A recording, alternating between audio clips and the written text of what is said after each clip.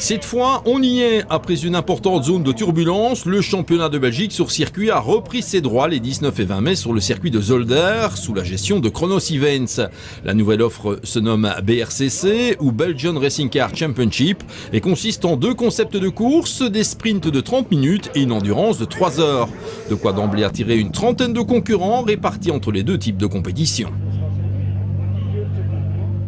Dès le premier envol, Édouard Mondron faisait parler son sens de l'attaque en se faufilant tête de la meute, emmenant dans son sillage l'Aston Martin GPR de Michael Schmetz, la Porsche Pro Speed Competition de Christian Kelders et l'autre Porsche Pro Speed de Chris Matthews. Le ton était donné. Comme on pouvait s'y attendre, Michael Schmetz ne se faisait pas prier pour se porter aux commandes de la course au volant de l'Aston Martin DBR S9, couvé par l'équipe GPR de Pino Sperlinga. Clairement le plus rapide, il parvenait à creuser le trou avant de s'immobiliser contre le mur de pneus à la sortie du Bianchi, conséquence d'un souci avec la boîte. Schmetz mettait hélas beaucoup de temps avant de pouvoir repartir, de quoi le condamner au classement général. Tout se passait bien, je pouvais gérer là sans souci, souci de boîte de vitesse. Donc la boîte s'est bloquée là, ce qui m'a permis de m'arrêter contre le rail, mais dans l'air impossible de repartir. Après on a des soucis de frein, donc j'ai essayé de remonter, mais l'écart était trop grand. Définitivement trop grand. On va essayer de se rattraper là maintenant, donc c'est moi qui vais faire les deux sprints et on espère que les soucis seront réglés. On n'a pas le temps de travailler sur la voiture. On déjaugeait les 10 dernières minutes de course, ce qui n'est pas normal avec 65 litres à bord, donc on risque d'avoir des soucis là maintenant. Si Édouard Mondron en profitait pour récupérer les devants en volant de la Porsche 911 GT3 Cup de la Scuderia Kaira, la menace allait se préciser sous la forme de la Ferrari F430 GT3 de la Scuderia Monza, bolide piloté à cet instant par Hans Thiers en pleine forme, et l'italienne de prendre le meilleur et rouler vers la victoire. Rien ni personne n'allait empêcher la famille Thiers d'inscrire son nom au palmarès de la première joute du BRCC 2012. Résultat pas nécessairement attendu, mais ô combien sympathique.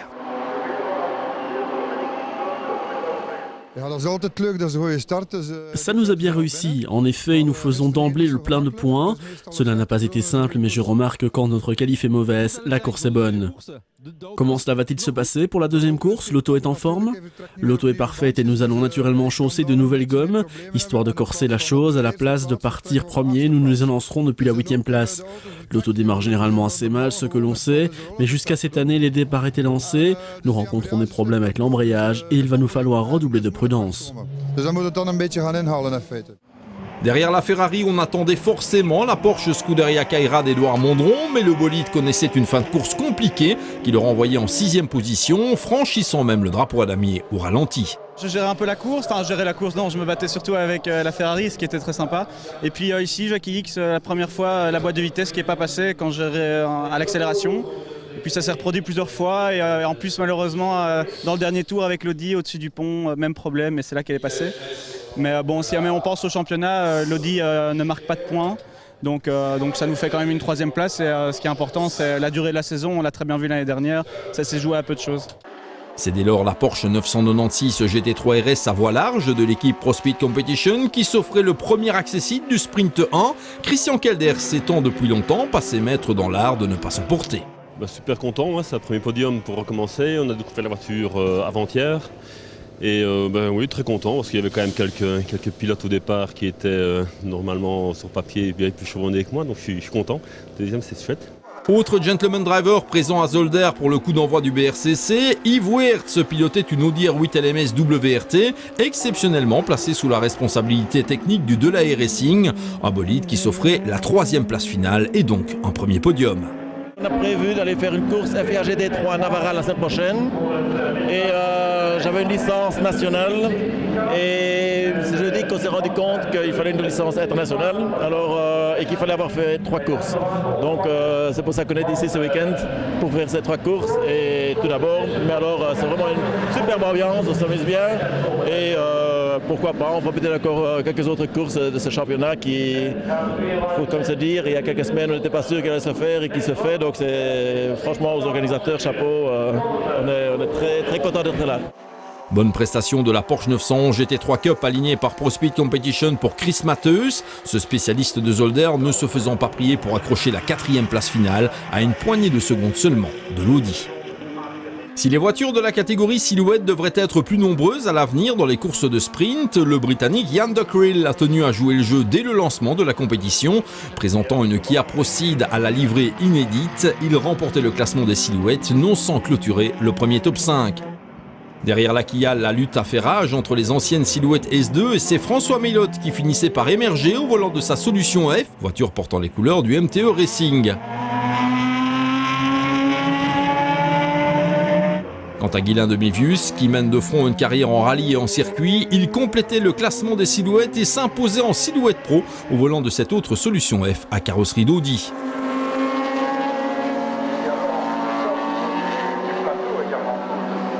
Une classe silhouette pro qui voyait Franck Radet prendre la deuxième place sur cette Solution F BMW engagée par IRES. Quant à la Ginetta G50 de l'équipe Asturcar, pilotée par le luxembourgeois Jean-Christophe Montan, elle échouait aux portes du top 10 absolu. Du côté des voitures de tourisme, il n'y en a eu que pour la Seat Leon WTCC Asturcar de Pierre-Yves Rosou lors de ce premier sprint, le Liégeois dominant le reste de la meute, même s'il s'est senti un peu seul au cours de cette joute. C'était sympa, je trouve qu'il y a un très bon esprit dans le paddock, il y a un très bon esprit sur la piste. Et je me suis bien amusé, je me suis battu contre l'homme invisible. Et c'est pas facile celui-là, j'étais un peu tout seul et il met des coups, on ne le voit pas arriver forcément, il est invisible.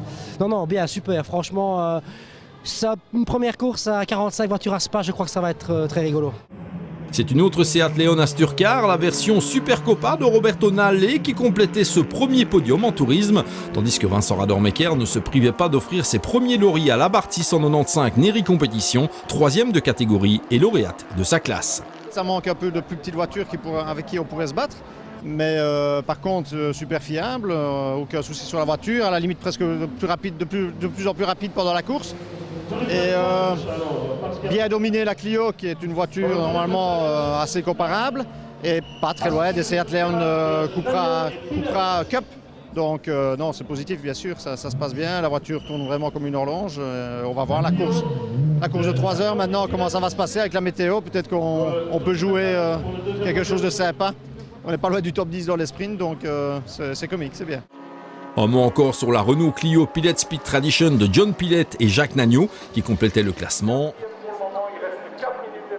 Obtenue en inversant le top 8 de la manche initiale, la grille de départ de la seconde joute permettait à la Seat Leon WTCC Asturcar de Pierre Piron de s'élancer en tête, sans pouvoir résister au bolide plus puissant, bien évidemment. Rapidement, les meilleurs GT prenaient les devants, le peloton étant emmené par l'Aston Martin DBR S9 GPR d'un Michael Schmetz bien décidé à prendre sa revanche après le sprint 1.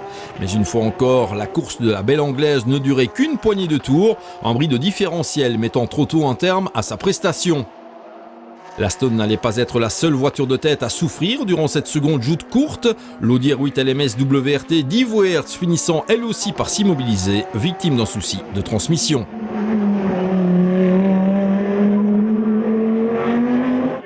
Ce qui laissait les deux Porsche 5 et 3 en tête de la meute et plusieurs tours durant, Stéphane Lemray déployait des trésors d'imagination pour empêcher Fred Bouvy d'imposer la 996 GT3 RS de l'équipe ProSpeed. Rien n'y faisait néanmoins et en toute logique, la Porsche aux couleurs de Red Bull finissait par avoir le dernier mot, trouvant l'ouverture et s'envolant vers une victoire relativement aisée. Il faut féliciter Chronos et Marc Vandal et Jean-Pierre Mondon de l'avoir fait. Parce qu'il fallait signer en bas de la page pour qu'on soit tous aujourd'hui présents. Il y a 30 voitures. La prochaine fois, on en aura 45, puis 60, puis ils arrêteront comme le championnat de Hollande. Je crois que c'est très bien. Ils ont été très intelligents de regrouper les deux championnats, le GT et le tourisme. Ce qui est fait, parce que je crois que notre pays n'a pas les moyens de se payer deux championnats comme on a connu les autres années. Bon voilà, et on est très contents. Je suis un top Porsche et ProSpeed, donc nickel. Derrière la Porsche bleue, Lemray n'a guère eu de mal à gérer sa deuxième place, ce qui offrait un résultat de choix à la Scuderia Carrera de Silvano Kerra. Quant à la Ferrari F430 Scuderia Monza des Thiers, lauréate en première manche, elle échouait cette fois en 3e position aux mains de Frank Thiers, un résultat lui permettant néanmoins d'engranger de précieuses unités au championnat. Comme en première manche, la Kia Proceed Chad Racing allait régner sur le classement des silhouettes, Jan de Kriel doublant une deuxième victoire d'une 4e place absolue à 7 secondes seulement du top 3 final. C'était cette fois la Solution F IRES de Radet, Vandenabel et Baudard qui prenaient la deuxième place, l'emportant du côté des silhouettes pro.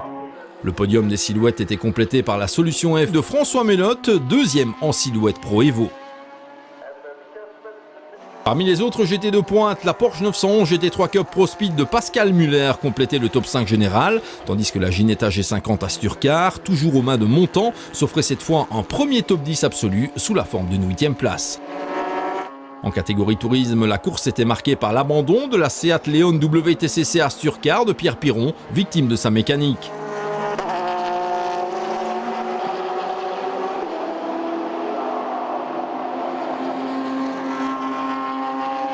Il n'en fallait bien sûr pas plus à la Leon Supercopa Asturcar de Pascal Courrier pour remporter la victoire, non sans intégrer elle aussi le top 10 final.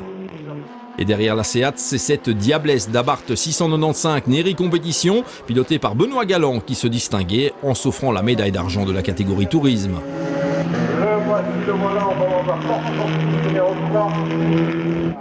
Une fois encore, la Clio Pilot Speed Tradition allait jusqu'au bout de l'aventure, complétant le top 3 en tourisme. Au terme de ces deux joutes, Fred Bouvy et Christian Kelder s'occupent la tête du classement avec 92 points, précédant de 7 unités les frères Thiers et de 8 points le Britannique Ian Dockrell.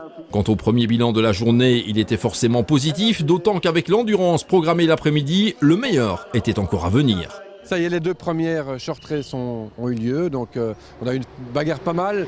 Bon, il manque encore un peu de voitures, mais ça viendra. Je pense qu'on aurait quand même signé à deux mains il n'y a pas longtemps pour avoir 18 voitures en short race. On en a bien sûr plus en endurance et ça c'est chouette. Bon, on verra si le temps va évoluer, mais jusque-là l'ambiance est bien. C'est un peu cafouillé sur le podium, mais j'espère qu'on nous le pardonnera, c'est la première fois.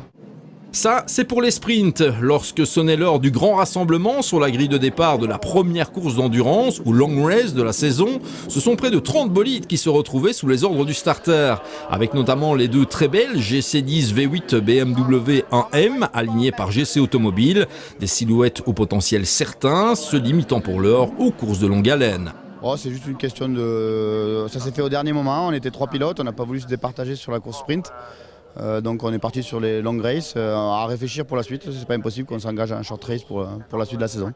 Mais alors qu'on se bousculait sur la grille, plusieurs bolides et non des moindres piaffaient d'impatience au bout de la pit lane pour s'être élancés trop tard. On pointait notamment la Porsche de Bouvy-Kelder et celle de Lemray Mondron Kaira, soit autant de favoris en vue des 180 minutes de course.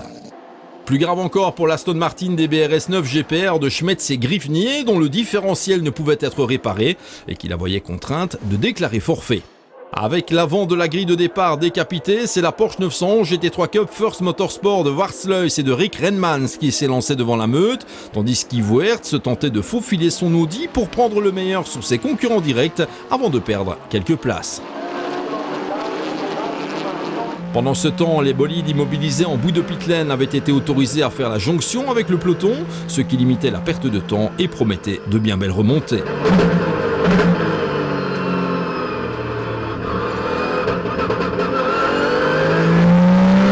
Le début de course allait être marqué par la domination de la GC10 V8 BMW d'Olivier Gomez, le Français profitant parfaitement de la perte de temps des Porsche de pointe pour se ménager une petite avance.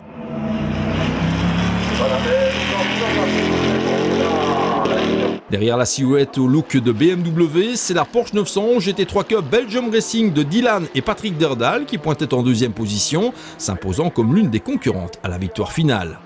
Le début de course allait être marqué par une neutralisation causée par la perte d'huile sur la Porsche 911 GT3 Cup Yokohama Sky Limit Race Team de Van Oudenhoff et Van Aren, le bolide évitant de très peu la correctionnelle avant de renoncer dans la pit lane.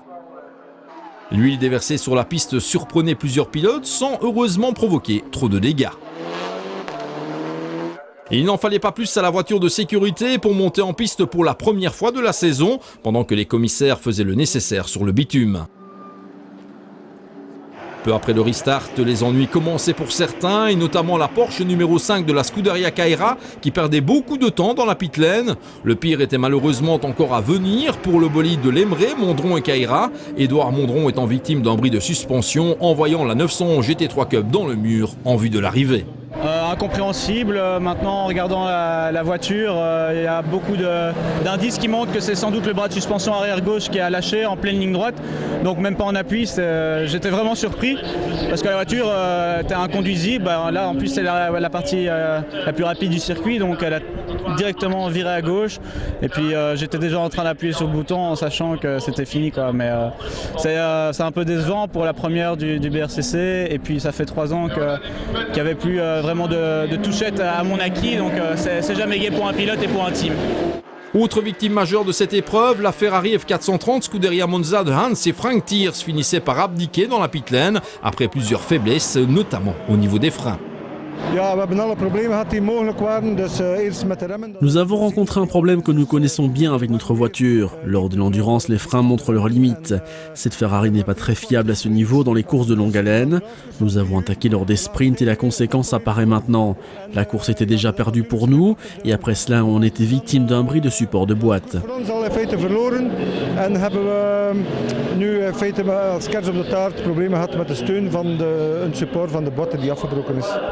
D'abandon, il allait aussi en être question pour l'original Seeker GT de Guido Bergs et Wim Muris qui s'immobilisaient en fin de parcours. Point de salut non plus pour la Ginetta G50 Prime Racing de Jean-Pierre Lequeux et Jean-Marc Hubereken, victimes de soucis électriques très tôt dans la course. Déjà au premier tour, au premier virage après la ligne droite, j'ai eu une coupure moteur franche, donc moteur complètement arrêté. Le temps que je reset tout et que je redémarre, bon, on était dernier, on partait déjà en fond de grille parce qu'on n'a pas pu faire les qualifications hier.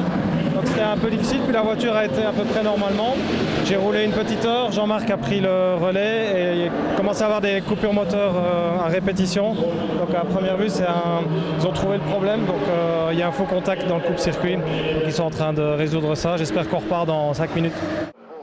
À l'avant du peloton, la victoire finale allait se jouer entre 3 voitures, la GC10 V8 de Gomez et Poitvino, étant rejointe par la Porsche 996 GT3 RS Pro Speed de Bouvier et Kelders, et l'Audi R8 LMS WRT de Weerts et Mollekens, chaud devant. Piloté par Kurt Mollekens, l'Audi R8 LMS, placé sous les bons soins du Delahaye Racing, faisait irruption en tête du classement après le dernier passage par la voie des stands pour résister jusqu'au bout à la remontée de Fred Bouvy et s'imposer pour 1 seconde 2 au terme de 180 minutes de course, tout simplement exceptionnel. Super course, en plus j'avais pas besoin de ça, en fin de course il restait plus grand chose en pneus et en frein et je voyais la Porsche revenir, je dis c'est pas vrai. Donc je savais encore un peu hausser le rythme. Et on n'avait pas de radio, donc j'étais pas sûr si c'était pour position de 1. Et quand il était derrière et qu'il revenait, je ne savais pas quoi. Donc j'étais en train, je voyais P1, je roulais à peu près à l'aise. Et puis je le vois arriver, je dis merde. Après avoir sonné la charge depuis le fond de la grille de départ, Fred Bouvy pouvait néanmoins s'estimer heureux du dénouement de la course. La Porsche 996 GT3 RS Pro Speed Competition échouant finalement de très peu face à une Audi d'une génération plus récente. J'ai tout donné en tout cas. On me dit, bon, Kurt a une voiture plus rapide, c'est un terrible pilote. Je me dis, il faut essayer. J'ai donné, quand dans les dépassements, lui prenait pas de risque. Moi, j'attaquais. Je me dis, ça doit passer. Et je suis revenu près de lui, mais bon, il a une voiture quand même supérieure, donc j'avais difficile à le passer à la régulière. J'attendais qu'il pleuve. Là, sur la pluie, j'aurais peut-être pu faire un truc, mais bon, il n'a pas plu malheureusement. Derrière les 2 GT de pointe qui ont entretenu le suspense jusqu'au bout, la GC10 V8 offrait non seulement la victoire en silhouette, mais aussi un splendide top 3 absolu à la famille Gomez, accompagné d'Éric Poitvino, en résultat remarquable. Belle course, il nous en manquait un petit peu face à ces grosses concurrentes. Mais c'est un beau résultat, la GC va bien. Vraiment belle voiture. Comme on pouvait s'y attendre, les Porsche 911 GT3 Cup ont monopolisé de nombreuses places d'honneur au terme des 3 heures de course. Et le 4e rang final du jeune Dylan Derdal, accompagné de son paternel Patrick, est tout sauf une surprise. Un bolide du Belgium Racing qu'il conviendra de surveiller durant la saison. Au volant de la seconde Porsche Pro Speed, d'une GT3 Cup, Didier Grandjean, Pascal Muller et Chris Matheus ont été réguliers, de quoi les laisser en 7e position.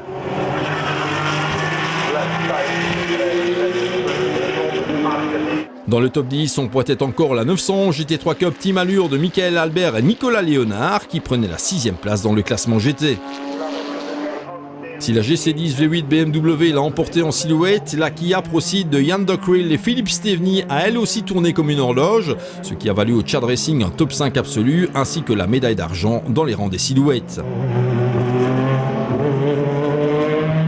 Et c'est la seconde GC10 V8 BMW 1M confiée à Sarah Bovy, Michel Pullings et Christophe Anquetil qui complétaient le top 3 dans cette catégorie. Une bien belle conclusion pour un engagement sur le fil. Jeudi soir, j'avais encore aucun projet pour ce week-end, donc vendredi matin, quand on m'a dit allez, on est au circuit ce week-end et tu roules sur la voiture de chez Chotet Automobile, c'était assez impressionnant. J'ai dû reprendre mes marques parce que ça faisait trop longtemps que j'avais plus roulé sur Zolder et sur des voitures de ce type. Et finalement, je suis très contente parce qu'on a pris le bon rythme. On a évolué tout le long du week-end, que ce soit sur la voiture ou sur les pilotes qui sont tous arrivés en dernière minute. Donc bon travail de tout le monde. D'autres silhouettes croisaient le drapeau à damier, à commencer par la solution FBMW de Vincent Van Den Abel, Franck Radet et Jean-Pierre Baudard, lauréates en silhouette pro. Une classe où l'on retrouvait également les jeunes Julien Lefort et Guylain Demévius, dont la solution FOD devrait être remplacée dès la deuxième manche par la légendaire Jaguar X-Type Silhouette Motorsport International. Reste le cas des voitures de tourisme où les Seat Leon Super Copa ont fait la loi, la première joute tombant dans l'escarcelle de Nicolas Jussy et Jean-François Olivier, réunis pour le meilleur au volant de l'Espagnol du Team Allure. C'était inespéré parce que on n'avait pas de deuxième pilote dès le départ, donc Jean-François s'est dévoué et il a fait ça de façon magistrale. Voilà pour un deuxième pilote occasionnel, Jean-François, pas mal. Oui, je me suis bien amusé, j'avoue que j'ai eu un peu chaud et que j'avais plus l'habitude, mais la voiture était impeccable et à part les petits problèmes de frein, ça a été nickel pendant toute la course. 2 minutes derrière, Pascal Courrier et Roberto Nalle ont fait briller les couleurs d'Asturcar, prenant la médaille d'argent au tourisme. Le podium de cette catégorie était complété par une revenante, l'Opel Astra de Michel Plainevaux et Guy Katzers, sorti de la naphtaline et d'emblée de retour dans le haut du classement. Moins de chance par contre pour l'Abarth 695 Neri Compétition de Vincent Radermecker et Benoît Galland, contrainte d'en rester là en raison d'une direction défaillante suite à un contact avec l'Opel Astra numéro 77.